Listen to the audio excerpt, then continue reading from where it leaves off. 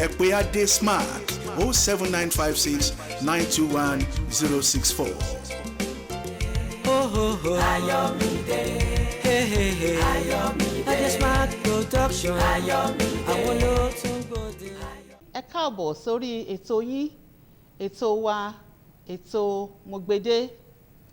Nínú ètò yìí, a ó máa jíròrò pẹ̀lú yín lórí ọ̀rọ̀ ìgbéyàwó àti oríṣiríṣi àwọn ohun tí ọkọ àti aya àti ìdílé lè ṣe láti gbé ní ìrẹ́pọ̀ àti àlàáfíà. Ètò yìí wà fún gbogbo wa láti mọ̀ láti gbé ìgbé àlàáfíà, kì í ṣe fún ẹnìkan tàbí ìkejì. Nítorí àgbájọ ọwọ́ la fi ń sọ àyà, ní ètò yìí wà fún wa láti ṣe àtúnṣe àti alábòójútó àwọn ìdíwọ́ tí ó máa ń ṣẹlẹ̀ nínú ìdílé lẹ́yìn ìgbéyàwó. Ètò yìí kò sí láti ṣe olùbáwí ẹnikẹ́ni, ó jẹ́ ìsowọ́pọ̀ láti jíròrò àti láti ṣe ìtẹ̀síwájú ìrẹ́pọ̀ àti adùn ìgbéyàwó. Èmi ni Ọmọlára Caxton Martins. Àwọn tí ó máa gbà wá ní ìyànjú lónìí ni ọlọ́gbọ́n àti olóye àti amòye ni wọ́n. Àwọn ni ògbóǹtagìrì nínú ọ̀nà wọn. Tọ̀wọ̀tọ̀wọ̀ ni mo fi kí ẹni ọ̀wọ̀ Pásítọ̀ Gabriel Adésínà Ìlọ̀rí. Ẹ káàbọ̀ sórí ètò wa. Ẹ ṣeun olóòtú. Mo kí àwọn ìmáàmù wa Alhaji Tajudeen Salami. Ẹ káàbọ̀ sórí ètò ìdílé rere. Ẹ ṣeun olóòtú. Mo kí àwọn tó sowọ́pọ̀ láti bá wa jíròrò lórí ètò ìdílé rere lénìí. Ẹ káàbọ̀ sórí ètò wa.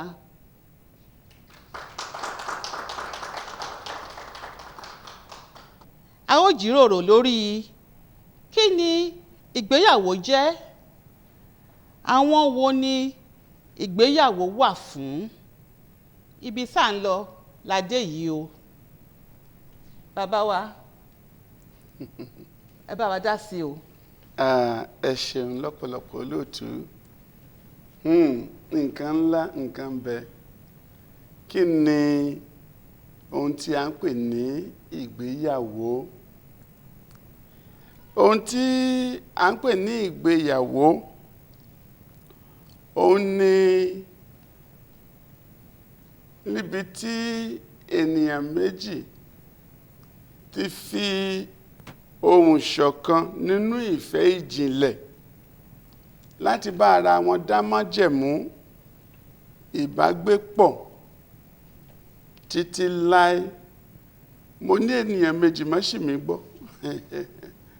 Ènìyàn méjì tí mò ń sọ òun náà ni ọkùnrin àti obìnrin. Bí ó tilẹ̀ jẹ́ pé ayé òde òní ó dàbí ẹni pé nǹkan ti ń yíwọ́, pàápàá jùlọ lórílẹ̀-èdè tá a wà níbi tí wọ́n ti sọ kókó ohun tí Ọlọ́run yàn láàyò tó sì pọ́nlé láti sọ di yẹpẹrẹ nípa pé kí ènìyàn méjì tí ó ní ìfẹ́ ara wọn, níwọ̀n ìgbà tí wọ́n bá ti ní ìfẹ́ ara wọn, wípé wọ́n lè jẹ́ tọkọtaya. Ìyẹn ni pé yálà ọkùnrin àti ọkùnrin tàbí obìnrin àti obìnrin. Èyí kò tọ̀nà gẹ́gẹ́ bí ìlànà ẹ̀sìn onígbàgbọ́. Ṣùgbọ́n bó ti wù kó mọ́ ṣàláì rí, ayé lè yí padà, ọ̀rọ̀ Ọlọ́run ò lè yí padà títí láé. Tá a bá lè gbà bí Olúwa ṣe fi kalẹ̀ ní ìpìlẹ̀ ìbẹ̀rẹ̀ ìdá ayé. Ọ̀rọ̀ Ọlọ́run sọ fún wa pé Olúwa dá ọkùnrin kan, a pè orúkọ rẹ̀ ní Ádámù. Lẹ́yìn èyí, Olúwa pè Ádámù pé gbogbo tí ẹranko tí mo ti dá, wá sọ wọ́n lórúkọ. Ádámù mú orí gbogbo àwọn ẹranko, ó sọ wọ́n lórúkọ. Ṣùgbọ́n ọ̀rọ̀ Ọlọ́run wá fún wa nínú ìwé Genesis orí ìkejì yẹn tí mò ń kà yìí pé ṣùgbọ́n kò sí nínú àwọn ẹranko wọ̀nyí tí ó dàbí Ádámù. ìdí nìyí tí Olúwa fi láti fi ọrùn èjìká kùn Ádámù tí ó sì mú ìkan nínú eegun ìhà rẹ̀ láti lè fi dá obìnrin. Bíbélì pé nígbà tí ó sì dá obìnrin tí ó wá jí lójú oorun pé ta nìyí, ó ní dájúdájú èyí yìí ni egungun nínú egungun mi, ẹran ara nínú ẹran ara mi, pé obìnrin ni a ó máa pè é. Ọ̀rọ̀ Ọlọ́run wá tẹ̀síwájú wá wípé nítorí náà ni àwọn méjèèjì ṣe wà ní ìhòhò, wọn kò sì tijú. Wọ́n wà ní ìhòhò, wọ́n ríra wọn bí wọ́n ṣe rí, wọn tijú ara wọn. Ìgbéyàwó ni ohun tí ó ṣe okùnfà kí obìnrin àti ọkùnrin kí wọ́n lè wà ní ìhòhò bí Olúwa ṣe lè dá wọn. Nítorí kíni Olúwa ṣe ẹ̀dá obìnrin àti ọkùnrin fún ìdí pàtàkì kan. Ó ní kí wọ́n máa bí sí, kí wọ́n sì máa rẹ̀ sí. Ohun tí ó bá ti yàtọ̀ sí ètò ìlànà yìí, ó dàbí ẹni pé ó lòdì sí ìfẹ́ Ọlọ́run. Tí a bá ní ká wò ó, ọkùnrin àti ọkùnrin wọn lè lóyún, àti pé obìnrin àti obìnrin wọn lè lóyún. ẹ jẹ́ ká fi ara balẹ̀ ká wá tẹ̀síwájú láti gbọ́ ìmọ̀ràn àwọn ìmáàmù wa Alhaji Tajudeen Salami. Ẹ là wá lóye. A dúpẹ́ ní ọwọ́ Ọlọ́run. Ìgbéyàwó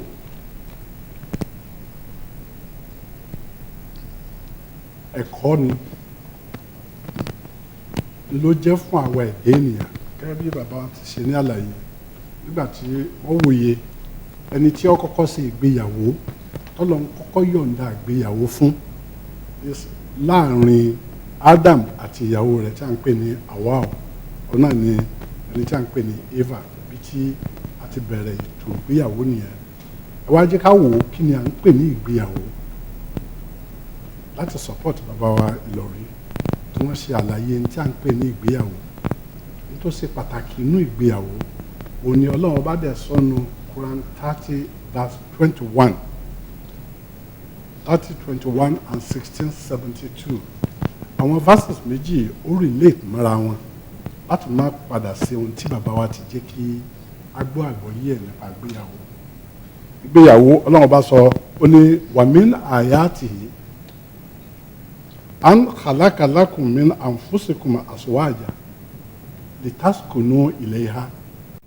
Ó ti à ń pè ní ìgbéyàwó ni pé Ọlọ́run ọba ó ṣe ní ẹ̀tọ́ láàrin ọkùnrin àti obìnrin láti papọ̀ gẹ́gẹ́ bí ọkọ àti aya. Litaskunu ilayha, kí wọ́n jọ máa gbé gẹ́gẹ́ bí ọkọ àtaya. Wa ja'ala bainakum, ó wá fi sí àárín a méjèèjì ìfẹ́. Ó fi ìfẹ́ sí àárín a méjèèjì. Ẹ rí ìgbà tí wọ́n bá di tọkọ àtaya tán ni Ọlọ́run wá jẹ́ kí ìfẹ́ yìí kó máa gbòòrò sí títí a méjèèjì ó fi á dàbí one nǹkan kan tá a pín sí méjì, nǹkan kan tá à ń pè lórúkọ méjì ṣùgbọ́n ọ̀kan náà ni wọ́n.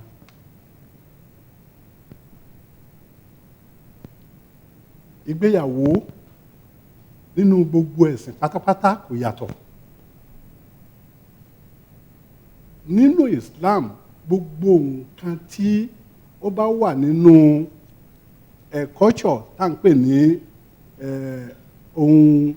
ohun àbìlẹ̀dá tí ò bá ti tako Bible àbí kó tako Quran ò tako kankan nínú wọn. Gẹ́gẹ́ bí àwọn ètò tí a mọ̀ nínú ètò ìgbéyàwó ní ìbílẹ̀, pé introduction, pé à ń yọjúlé, à ń béèrè, kò tako Bible, kò tako Quran at all láti ṣe àwọn eléyìí. Gbogbo nǹkan ẹ rí pé Ọlọ́run ọba ó dá àwọn ìwé yìí láti wá fi guide àwọn ẹ̀dá tó dá. Lẹ́yìn ìgbà tí Ọlọ́run ọba dá wa tán ló dá àwọn ànábì tí wọ́n guide wa. Ó wá dánú àwọn ànábì àwọn tọ́lọ́run ọba fún ní ìwé ìtọ́nisọ́nà. Ìwé ìtọ́nisọ́nà ìkankan náà ni, ìkan ò dé láti wá bàkan jẹ́, bí ó ṣe pé àwọn méjèèjì nǹkan kan náà ni wọ́n ń sọ.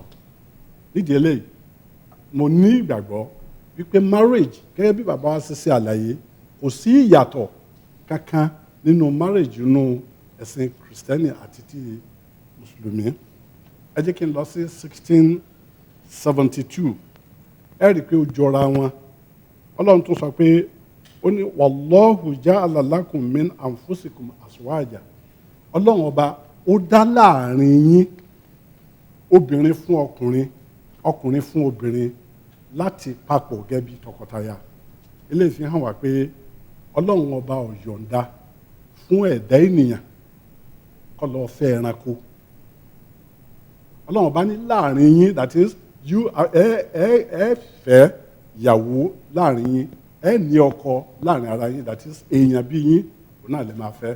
fún professional video coverage ìyẹn digital tí ò jẹ́ ṣẹ́jú wàìwàì láyé ayẹyẹ káyẹyẹ tí kò ní gbàgbé tàbí àtúnṣe ẹ jẹ́ máa fowó jóná pẹ̀lú àwọn pọ́kúlówó emergency video men kọ́lọ́run ṣọ́ wa ń bẹ̀ o Adesmark Productions bẹ́ẹ̀ ni Adesmark yàtọ̀ ẹ pè Adesmark 07956 921 064. Ayọ̀mídé, Ayọ̀mídé, Adesmark Production, Ayọ̀mídé, àwọn ló tún gbòde. àwọn kan wá sí iwájú ànábì Muhammad sọ̀sálàm níjọ́ kan wọ́n ní wà nábì àwọn arákùnrin àti arábìnrin láwọn nífẹ̀ẹ́ ara wọn ìwọ arákùnrin ṣé lóòótọ́ ó ní lóòótọ́ ni ok nínú àwọn nǹkan mẹ́rin tó gbọ́dọ̀ ó sọ ìfẹ́ yẹn njó ní nǹkan kan láti fún arábìnrin gẹ́gẹ́ bí bridal gift ó lóun ò ní nǹkan kan ànábì wa wo ọwọ́ rẹ̀ ó wá ní kíni erin tí wọ́n fi sòkà ńgbà náà pé ta ló ní ó lòun ló ní so lè fúyàwó ẹ̀ tàbí ṣé o wà well versed láti ka bíbélì àbí Quran tó o bá kà fún tínú ẹ̀ bá dùn o lè sọ pé right tí o fẹ́ gbà o ti wà content so nídìí eléyìí nínú Islam àwọn nǹkan mẹ́rin ló ṣe pàtàkì ọkọ sọ pé èmi lágbájá mo fẹ́ fẹ́ ọ gẹ́gẹ́ bí ọkọ àtaya lójú ọ̀nà tọ́lọ́hún àti súnà ànábì Muhammad ìyàwó náà dáhùn ṣùgbọ́n ètò wà tí àwọn bá jẹ́ ẹni tó tijú tí ó lè dáhùn pé yes mo fẹ́ fẹ́ ọ oyójú ń tì í wọ́n mọ̀ pé àwọn obìnrin náà ti ń gèlègèlè rẹ̀ ti ń tó bá rẹ́rìn músẹ́ ànábì wa sọ pé sukutu even as silence people dákẹ́ acceptance ni nínú Islam tí yẹn bá wá ṣẹlẹ̀ then a wà béèrè àwọn wàlíì ẹni tí ó tọkùn tí ó jẹ́ atọ́kùn tí ó direct ẹni tó jẹ́ alárinà ẹ rí pé gbogbo ẹ̀sìn àti tradition wa ó kọlura wọn ni inú tradition àtẹ̀sìn kankan náà ni torí kò sí èdè náà tí ò ní tradition tiẹ̀ ẹ bá dẹ̀ wò ẹ rí nínú ẹni ẹ̀sìn tí tradition yẹn ọ̀bá against ẹ̀sìn ànímú kó ń bẹ ẹ lè ṣe tọrọ ẹ lè ṣe nǹkankan tí ẹ bá ti mu títẹ̀ dára yín láàmú so tí a bá rí ẹni tó ṣàtọ́kùn tó jẹ́ alátọ̀nà tí ó sọ pé òun dúró gẹ́gẹ́ bí ẹni tó fa arábìnrin ilẹ̀ ó di méjì ẹlẹ́kẹta bàbá wa gbà wípé èmi mo wá láti ìdílé ọkọ mo gba ìyàwó ẹ̀ then lẹ́yìn ìgbà tó bá gift ẹ̀ tán a wá ṣe àdúrà yẹn ló sì kẹrin fún àwọn méjèèjì pé ìgbésí ayé rere lábẹ́ ẹ̀wọ̀ Ọlọ́run pé kí wọ́n gbé gẹ́gẹ́ bí bàbá àti ìyá ó ṣe gbé ìgbésí ayé rere marriage kìí ṣe nǹkan tí it's not a temporal institution or agreement so nídìí eléyìí nínú Islam àwọn nǹkan mẹ́rin ló ṣe pàtàkì ọkọ sọ pé èmi lágbájá mo fẹ́ fẹ́ ọ gẹ́gẹ́ bí ọkọ àtaya lójú ọ̀nà tọ́lọ́hún àti súnà ànábì Muhammad ìyàwó náà dáhùn ṣùgbọ́n ètò wà tí àwọn bá jẹ́ ẹni tó tijú tí ó lè dáhùn pé yes mo fẹ́ fẹ́ ọ oyójú ń tì í wọ́n mọ̀ pé àwọn obìnrin náà ti ń gèlègèlè rẹ̀ ti ń tó bá rẹ́rìn músẹ́ ànábì wa sọ pé sukutu even as silence people dákẹ́ acceptance ni nínú Islam tí yẹn bá wá ṣẹlẹ̀ then a wà béèrè àwọn wàlíì ẹni tí ó tọkùn tí ó jẹ́ atọ́kùn tí ó direct ẹni tó jẹ́ alárinà ẹ rí pé gbogbo ẹ̀sìn àti tradition wa ó kọlura wọn ni inú tradition àtẹ̀sìn kankan náà ni torí kò sí èdè náà tí ò ní tradition tiẹ̀ ẹ bá dẹ̀ wò ẹ rí nínú ẹni ẹ̀sìn tí tradition yẹn ọ̀bá against ẹ̀sìn ànímú kó ń bẹ ẹ lè ṣe tọrọ ẹ lè ṣe nǹkankan tí ẹ bá ti mu títẹ̀ dára yín láàmú so tí a bá rí ẹni tó ṣàtọ́kùn tó jẹ́ alátọ̀nà tí ó sọ pé òun dúró gẹ́gẹ́ bí ẹni tó fa arábìnrin ilẹ̀ ó di méjì. ẹlẹ́kẹta bàbá wa gbà wípé èmi mo wá láti ìdílé ọkọ mo gba ìyàwó yìí then lẹ́yìn ìgbà tó bá gift ẹ̀ tán a wá ṣe àdúrà yẹn ló sì kẹrin fún àwọn méjèèjì pé ìgbésí ayé rere lábẹ́ ẹ̀wọ̀ Ọlọ́run pé kí wọ́n gbé gẹ́gẹ́ bí bàbá àti ìyá ó ṣe gbé ìgbésí ayé rere. Marriage kìí ṣe nǹkan tí it's not a temporal institution or agreement kìí ṣe nǹkan tá a ṣe ayé ìgbà kan lásìkò ìgbà tí làákàyè wa ò tí ì jiná la máa ń pè à ń lọ sí Ghana láti Nàìjíríà ó máa take for 2 months 3 years because ẹsẹ̀ láàrin adébìkan sinmi à ń láti fẹ́yàwó torí pé a ti mọ tí ọkọ àtìyàwó tó jẹ́ a lè dáná oúnjẹ fúnra wa a fẹ́yàwó kékeré tí ó tọ́jú wa fọ́dún kan ọdún méjì tá a fẹ́ lò ní Ghana láti ṣiṣẹ́ owó so irú àwọn kan báyìí kò sí mọ́ torí láti Nàìjíríà only 5-6 hours àti débí so nídìí eléyìí ó ṣe pàtàkì kí a wò ó kí ni àwọn nǹkan àwọn advantages wà nínú apart from pé à ń bímọ à ń tọ́mọ ọkàn ọkọ balẹ̀ ipò ti kú olóhùn nìkan ìyàwó náà yóò ti wà matured ẹ̀kọ́ ti kún ẹ̀kọ́ ọgbọ́n ti kún ọgbọ́n òye ó ti kún òye tí ọmọ kékeré ọmọ 20 tó bá marry lónìí nígbà yẹn bá rí 1 year maturity tó wà fún láàrin 20 years kò tó yìí tó máa wà fún láàrin 1 year tó ṣe marriage that is ramani bàbá wa dẹ̀ ti sọ wípé ìgbéyàwó láàrin ọkùnrin àti obìnrin ni without offending anybody níta ń pè ń gbéyàwó ni pé láàrin ọkùnrin àti obìnrin kọ́ ló ń gbàgbọ́ wa bàbá wa ẹ ṣeun. ẹ ṣe ìmáàmù wa Alhaji Salami ẹ ṣe ẹ kú òye o ìgbéyàwó jẹ́ ohun rere tí àwa Yorùbá jogún láti ìwọ̀ oòrùn níbi tí a ti ṣẹ̀ sí èdè Yorùbá ṣe kókó nínú ọ̀rọ̀ ìdílé bẹ́ẹ̀ ni ìgbéyàwó ṣe kókó nínú ayé ẹnikẹ́ni kò sí ẹ̀gbọ́n tàbí àbúrò ìbejì ni wọ́n.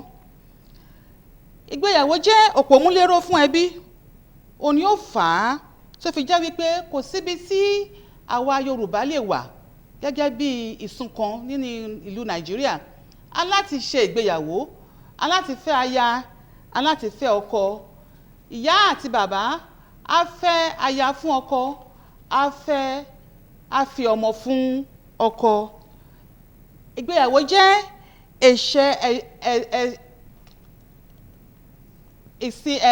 ẹ̀sìn ìbílẹ̀ wa ní kókó tó bá tó ìgbà tí ó yẹ kí ọmọ kó lọ sílé ọkọ tí ò bá lọ sílé ọkọ ìyá àti bàbá wọn á máa ní ìdààmú tó bá tó ìgbà tí ó yẹ kí ọmọ fẹ́ aya wálé tí ò fẹ́ aya wálé ìyá àti bàbá wọn á máa ní ìdààmú ṣùgbọ́n àwọn bàbá ńlá wa wọ́n ti fi ìlànà yìí sílẹ̀ fún wa ó dẹ̀ sàn wọ́n nígbà tiwọn á sàn àwa náà títí dé ọ̀dọ́mọdọ́mọ wa èrè ibẹ̀ ni ó máa jẹ́ sí wa ẹ jẹ́ kí a sowọ́pọ̀ láti tọ́jú ìdílé àti ìgbéyàwó àṣà àti ọ̀nà àwa ọmọ káàárọ̀ òjíire. Ẹ jẹ́ kí a kọjú sí àwọn audience wa pé ẹ bá mi dá sí ọ̀rọ̀ yìí.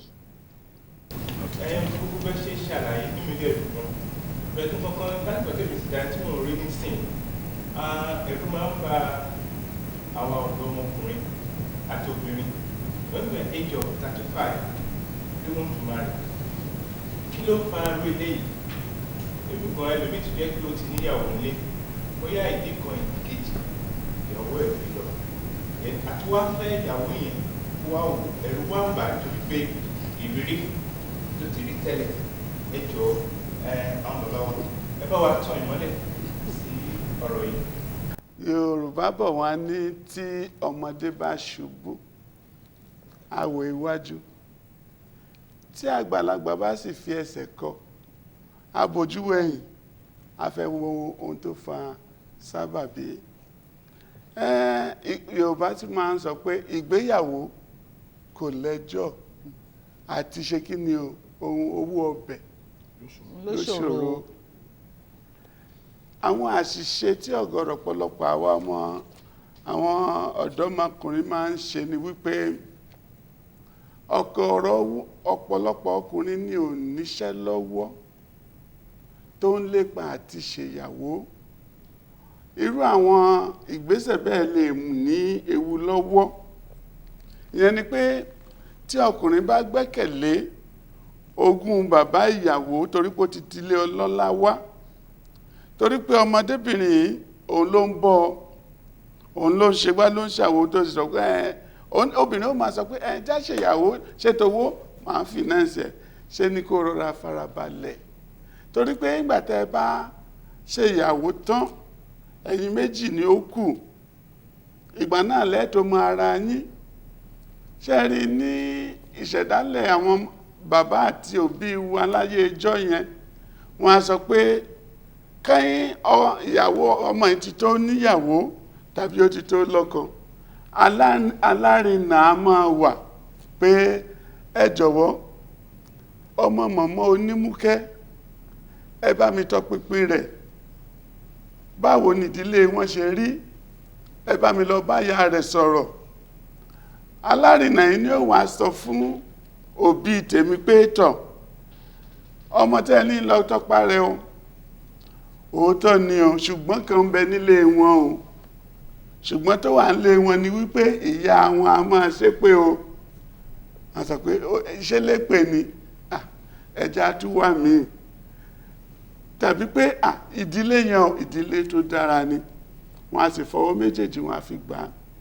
Ìwádìí ò sí mọ́ fún wa mọ́, mo rí mo fẹ́, wọ́n á bi lágbájá ń bolẹ̀ ti rí pé ṣé boyfriend yìí tó bá mú lẹ́wọ́ jẹ́ mọ́mì mo ní introduce ọlá sí yìí ni pẹ̀lẹ́ ọlá náà sọ pé mọ́mì ẹlẹ́mọ̀ ayé òde òní. Àwọn sọ pé ókè ń bolẹ̀ ti pàdé àjọwà nú bọ́ọ̀sì ni, nú bọ́ọ̀sì láti exchange. Gbẹ̀tẹ̀ sí kúrò nú bọ́ọ̀sì ẹ lọ sí rẹ́sítọ́rántì ẹ parí ìrìn àjò ìbẹ̀rẹ̀ ìgbéyàwó yín sí McDonald's. Láìpẹ́ láìsọ̀rọ̀ tí mú obìnrin tẹ́ pàdé lójú títì tàbí nú bọ́ọ̀sì, ó dọjọ́ kan ló wá sílé rẹ̀ nítorí pé ó jẹ́ bachelor. A mọ̀ọ́mọ̀ fi báàgì rẹ̀ lẹ̀ because ó mọ̀ pé òun padà bọ̀. A ṣe bí ẹni pé gbàgbé, tó bá di ọjọ́ méjì sí mẹ́ta ní ọkàn dédé sọ pé òun dé, a wá jókòó tí ọ títí di àsìkò tí ò ní rí bọ́ọ̀sì padà lọlé. Ìwọ náà wàá rò pé o ti rí nǹkan ọ̀fẹ́ kòkòrò àjọfẹ́, inú rẹ̀ máa dùn pé èní àrò.